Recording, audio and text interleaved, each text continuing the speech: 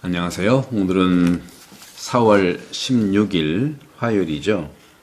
요한복음 6장 30절에서 35절입니다. 오늘 복음의 제목은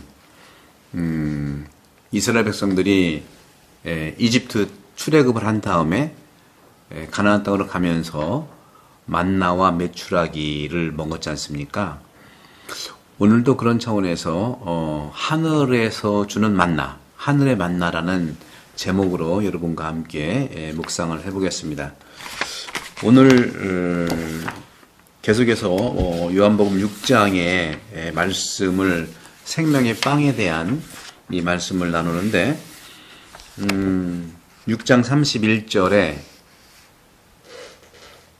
우리 조상들은 광야에서 만나를 먹었습니다 하고 말을 하고 있죠. 이 유대인들이 바로 이 하늘에서 내려와 받아먹은 만나의 기적이 탈출기 16장의 이야기지 않습니까?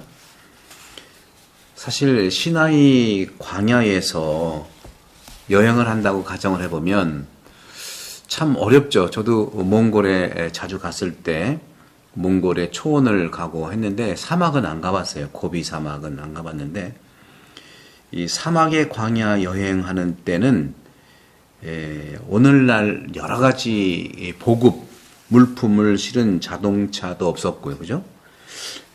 분명히 그 낙타라든가 이런 걸 통해서 갔을 텐데 분명히 어려운 여행은 분명히 틀림없습니다. 너무나 상상할 수 없는 여행이죠. 어렵죠. 그런 점에서 이 사막을 통과하는 것을 상상해 본다면 이 만나라는 것이 얼마나 소중한 음식인지를 우리가 생각해 볼 수가 있겠습니다. 이렇게 유대인들은요, 이집트 종살이 생활에 대한 향수와 그 나름의 풍요를 느꼈을 거라고 이해를 하게 돼요. 왜? 이집트가 좋아서가 아니라 그거는 먹고 살 수가 있었잖아요. 뜨겁지도 않고 음식은 줬잖아요. 그죠? 이런 점에서 이 출애굽, 탈출이라고 하는 출애굽은요, 분명히 상징적인 측면에서 우리에게도 오늘날에도 바라볼 수가 있습니다. 이집트라고 하는 데는 죄의 노예 상태를 의미합니다. 고통의 상태도 의미하고요. 홍해를 지나가는 것은 정화와 세례를 뜻합니다. 저희 본당에 4월 6일날 11번의 세례를 받았는데 이 세례의 모든 이런 그 신앙적인 성서적 근거가 바로 출애굽과 홍해 바다를 건너는 이런 의식에 많이 들어가 있어요. 그리고 이집트는 세례받기 전에 죄의 상태, 죄의 노예 상태, 홍해를 건너가는 것은 정화와 세례를 뜻하고요. 약속의 땅에 바로 들어가는 것, 이건 하느님 나라, 하느님의 아들, 딸로 태어나는 걸 얘기하죠. 입성이죠. 광야를 통한 여정은 인간의 어려운 삶을 말하고 있는 것이죠. 그래서 이런 출애굽이라는 데에서는 모든 면에서 하느님 편에 특별한 도움이 필요하다는 것을 고백하는 겁니다. 이런 도움 없이 유대인들의 광야 여정은 불가능한 것이라는 거죠.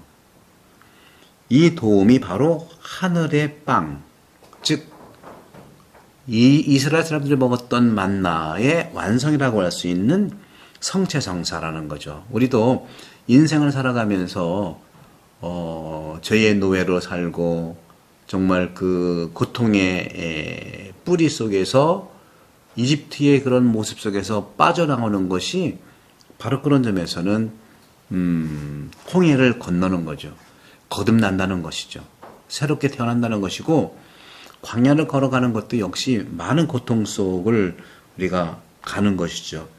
거기에 만나가 우리에게 이스라엘 사람들에게 희망을 준 것처럼 오늘날 우리에게도 성체성사야말로 우리에게 힘을 주는 고통에서 죄악에서 빠져나가고 홍해 바다를 물살을 건너나가는 그런 점에서 영원한 양식이라는 거죠. 여러분들 주일날 오셔서 평일날 오셔서 성체성사를 영하시는데 하늘에서 주시는 만나, 생명, 하늘의 만나 성체성사와 함께 모든 것이 가능하다 하는 말씀을 드리고 싶어요. 그러면서 주님께서 말씀하시죠. 오늘 복음에서 6장 32절에 이런 말씀하세요. 하늘에서 너희에게 빵을 내려준 이는 모세가 아니다. 하늘에서 너희에게 참된 빵을 내려주시는 분은 내 아버지시다 하고 말씀하세요. 성체성사는요, 우리 삶의 여정이고 음식이에요. 전통적으로 우리 가톨릭 교회는 주님께 가는 길을 세상에서 마지막으로 준비하는 병자들에게 주님의 성체를 영해드리는 아름다운 성사를 거행해 왔어요. 소위 옛날에는 종부성사라고 했는데 노자성체라고 말씀을 드립니다. 그런 점에서 이런 차원에서 인생은 늘 여정이고 통로예요. 우리에게 그것을 건너갈 수 있는 힘을 주는 게 바로 성체성사라는 것이죠. 만나가 했던 것처럼. 그래서 만나라는 것은요, 출애굽 탈출기 16장 17절에 18절에 나오는데, 이 만나는요, 누구에게나 풍요로웠고 누구에게나 맛이 있었다고 하죠. 그런 것처럼 마찬가지로 이 성체성사, 영성체를 하는 것, 이 성찬례는 모든 사람의 부르심에 따라서, 이 사람이 교사면 교사대로, 이분이 노동자면 노동자대로, 이분이 사업을 하면 사업한대로, 이분이 사제면 사제대로, 수도자면 수도자대로, 그분들의 부르심, 즉 소명에 따라 모든 사람에게 많은 힘을 주는 양식, 영원한 생명을 받는 양식이라는 거죠. 썩어 없어지지 않을 양식인 거예요. 그러면서 6장 33절에 이렇게 주님이 말씀하시죠. 하느님의 빵은 하늘에서 내려와 세상에 생명을 주는 빵이다 하는 것이죠. 하늘에서 내려와 세상에 생명을 주는 건데, 세상에 피난처, 고통 중에 있을 때 피난하잖아요. 그 세상에 피난처에 생명을 주는 빵이라는 것이죠. 사실 빵의 기본 요소는요, 영양의 기본이 들어가 있는 것이죠. 그리고 그 빵의 목적은, 빵을 먹는 목적은 사람을 살리는 거예요. 그렇지 않습니까?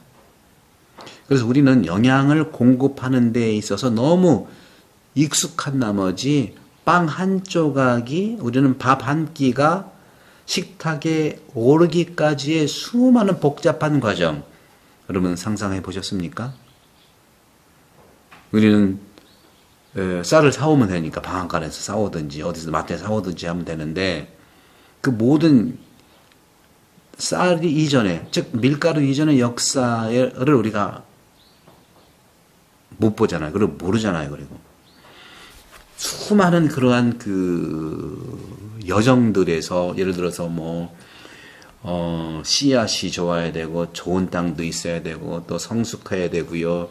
또 필요한 비, 햇빛이 있어야 되고, 수확할 때는 얼마나 어떻게 되고, 저도 우리 본당 교우분들이, 농사진 분들이 계시는데, 그러니까 곡물마다 다르다는 거예요. 곡물마다 달라요. 이게 일정하지가 않아요. 꽃농사가 손이 가장 많이 가고요. 하여간 마늘도 그렇고요. 여러 가지가 너무 다르다는 거예요, 이게.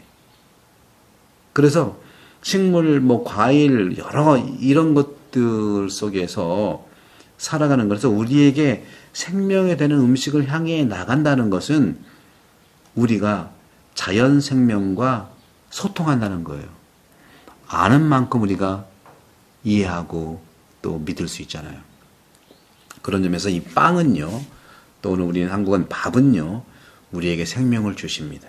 하지만 예수님은 바로 하느님 아버지와 함께 우리에게 약속하신 거예요. 일상생활에서도 바로 예수 그리스도께서는, 즉 하느님을 통해서 우리에게 신성한 생명을 주신다는 것을 계속 간구하시는 거죠. 성체성사를 통해서 예수님께서는 세상에 초자연적인 생명을 주십니다. 저도 봉성체 해보면 봉성체를 통해서 마음이 평화를 이루어지고, 또 몸이 안심이 되고요. 그렇죠? 또 안정이 되다 보니까 바로 생명을 다시 얻게 되는 느낌을 받는 거죠. 그래서 성찬을 통해서 여러분 매번 오는 미사성제를 통해서 성체성사를 통해서 신성한 생명이 여러분에게, 나에게, 우리에게 들어오고 있다는 사실을 믿으십시오. 그것이 우리의 생명이 되는 거예요. 예수님께서 당신 몸을 우리에게 주셨잖아요. 그러면 내 몸이 되는 거죠. 예수님 몸이 내 몸에 와 있으니까. 따라서 내 생명이 되고 우리 생명이 되고 또 우리는 그래서 영원히 건강하고 또 힘나고 성장하게 되는 것입니다. 사랑하는 형제자매 여러분, 우리 생명이 되시는 기적, 성체성사, 우리는 영성체로서 영원성의 힘으로 생겨나고 성장해 나갈 수 있도록 축복을 드리겠습니다. 성부와 성자와 성령께서는 여러분 오늘 감복합니다. 구독, 성경 부탁합니다. 감사합니다.